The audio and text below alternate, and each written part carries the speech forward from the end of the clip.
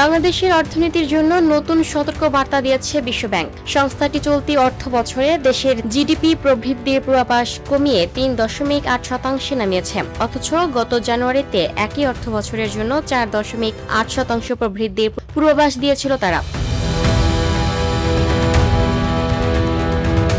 সম্প্রতি প্রকাশিত global economics prospects প্রতিবেদনে বিশ্বব্যাংক জানিয়েছে, বৈশ্বিক অর্থনৈতিক অনিশ্চয়তা এবং ইরান যুদ্ধের প্রভাব দক্ষিণ এশিয়া ও বিশ্ব অর্থনীতির প্রবৃদ্ধিতে নেতিবাচক প্রভাব ফেলছে। এদিকে নতুন বাজেটে সরকার ২০২৬-২৭ অর্থ বছরের জন্য ৬.৫% প্রবৃদ্ধির লক্ষ্য নির্ধারণ করলেও বিশ্বব্যাংকের পূর্বাভাস বলছে ওই সময়ে বাংলাদেশের প্রবৃদ্ধি হতে পারে ৪.৬%।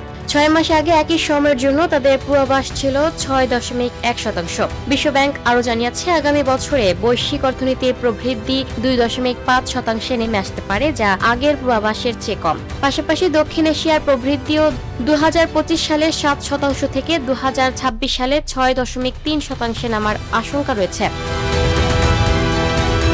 Lucky Akter, up to date news, Dhaka.